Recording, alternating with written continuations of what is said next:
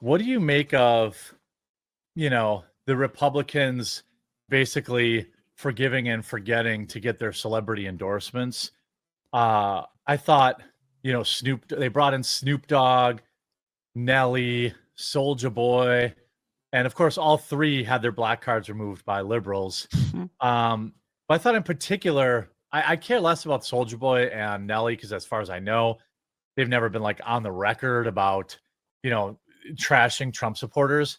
But like Snoop Dogg literally like mocked removing Trump from the planet in one of his music videos and said, screw all these Trump supporters.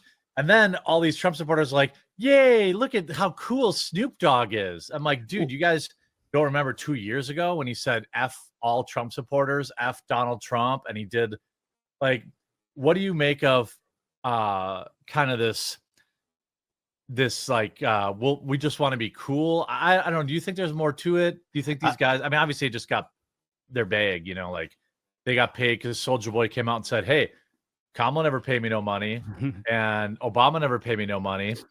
I honestly think it's not so much Trump supporters are forgiving them. Like everybody that is been with it is skeptical of a Snoop Dogg or a Soulja Boy. They don't care about it. I think it is important to bring in people like Snoop Dogg and Soulja Boy into the fold because it makes normies that I would know at like previous jobs I've had or people that I've known in school where, sad to say, they need big celebrities to say Donald Trump is cool now for them to openly say, okay, I'm not wearing a MAGA hat, but I'm glad Trump's in office. You can change the narrative of the general public once you have normies like Snoop Dogg that are doing commercials for, I don't know, pistachios or whatever it is. It's like once he actually gets in the fold, it's a grift. It's a grift coming from Snoop Dogg or Soulja Boy, but the people they bring in, I think it is important. And I think it's not the move that, we want to see Donald Trump and company make, but it's the move that probably gets the country closer together right now. Because it could be a very, like a Donald Trump acting like a Joe Biden saying, oh, you said bad things about me, so now I wish you a winter of severe illness and death. It's like he's not doing that. He's bringing people into the fold. It's not people we like. It's not people we trust, but it's people that will open an olive branch to normies, Democrat by default types. What do you think, Luke? Peace for the wicked. Yeah. Pothead, corporatist, sellout, Snoop Dogg. Go to hell with his profiteering, self-preservation like weenie behavior. I'm being family friendly here, family friendly here because we're on YouTube. But I got a lot of other things I want to say because as soon as those images started popping out, especially with Ted Cruz's daughter, I'm like, dude, what are you doing? I tweeted Ted Cruz. I'm like, what are you doing? You ignoramus. Again, family-friendly show here, but I got a lot more to say about that. That I'm just trying to hold in right now because it is kind of infuriating. Because as soon as those images started to come out, like, look, we're hanging out with Snoop Dogg. Look, Snoop Dogg. Snoop Dogg will do anything for a buck. He's worse than all the whores you could ever possibly imagine that have walked the streets with Kamala Harris. These people truly are just absolutely egregious. They deserve no peace there. As soon as it came out, I was like, hold on, wait a minute. And I put up that famous image of Snoop Dogg with, the item next to a Donald Trump caricature where he, went boom.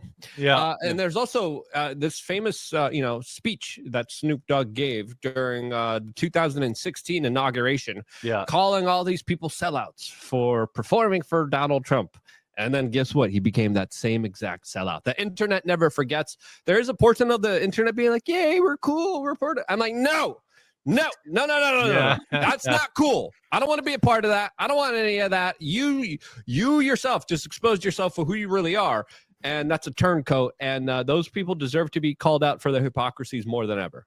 I believe I called Ted Cruz an interesting name on X for. I wanted to call him that too. Yeah. What do you think, Hannah Claire?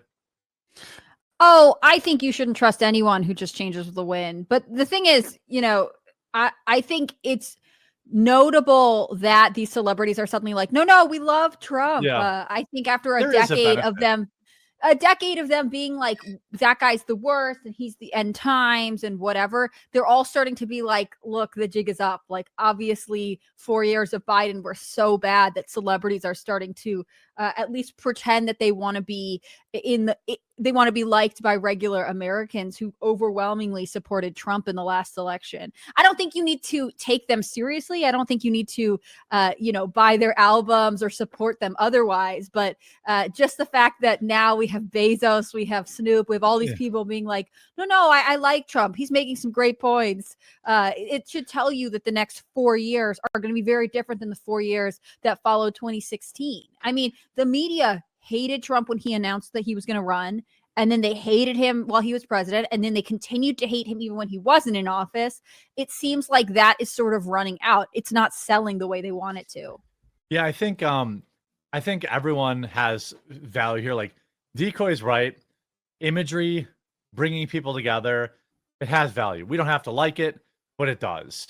I'm more upset with the right-wing influencers who are like, look how cool it is that Snoop's here. I'm like, dude, you made 8 cents tweeting that on X and you sold yourself out. Like, give me a break. He's a loser. He hates you. For normies, I think it's good. The optics of it is good.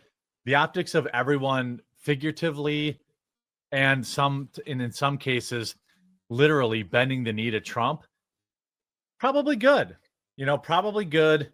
Zuckerberg came out and he's like, oh my God, I'm super hyper masculine. And then he lied about bow hunting. I don't know if you guys saw that clip, but it's funny. Yeah, he looked obviously. Joe Rogan's like, oh yeah, what kind of bow do you have? He's like, a straight one, a bow and arrow, a cowboy one. Yeah, I'm like, oh, Zuck, like Joe Rogan called you out immediately. At least Google it, bro. Like, you could have just, if you bow hunt, you know what kind of bow you have. It's very, like, you would know. But he wasn't prepared for any follow-up questions because it's all surface level. Yeah, well, he thought he'd just go in there and be like, I'm Zuckerberg and I'm doing you a favor by being on your show. And I think Joe really knew, because even at the end of the show, Joe did like that.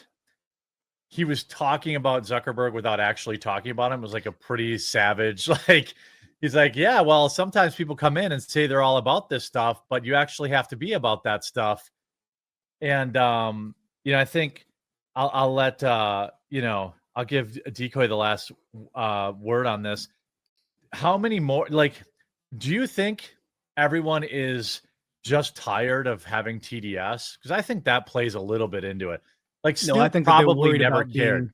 They're worried about being on the wrong side of the populace right now. Trump wins the popular vote, and it's like, not like they're tired of having TDS. I think that they probably hated having TDS because it's boring. It's the same thing over and over. It's lame dad jokes on SNL. No, I think that once they saw they could retain their celebrity status and remain to be popular, they need to switch over to where just everybody is, and it's into liking Trump and wanting to make America great again, and then not being this kind of what I see as like almost like this boomer mentality of like, oh, Democrats are great, and Democrats, like, the whole we now align with big pharma and the military industrial complex. It's like, no, it's just the latest grift. They don't like Trump now. It's just they are desperately clinging to relevance. Yeah, well, I also think a lot of them were never really political in the first place. Yeah, like, I don't think Snoop Dogg had any idea what Donald Trump's policies were when he said that, and I don't think he had any idea what Kamala Harris's policies were or what Joe Biden's policies were. You saw I'm that. I'm pretty confident Snoop Dogg's a single issue voter, and unless you've talked about marijuana, I feel like he probably doesn't care. Maybe that's oversimplifying him. Maybe he's a man of a lot of political interest. He's not. You know what I mean? Like, he's a and so Yeah. Unless Trump and Trump has not really, I mean, marijuana legalization is not really something he talks about that often. It comes up occasionally. Right, but it's not like like immigration where he talks about it pretty regularly. It's not like national. I mean, it's just something he has commented on as opposed to being a major platform. So I think that all of these people know. I almost wonder if the boycott of Bud Light and the semi-boycott of Target that happened scare a lot of these people into being like, oh wait, I don't actually want to lose people who are willing to who might be willing to buy whatever I'm selling or click on my videos or interact with my posts because they need to maintain their livelihood.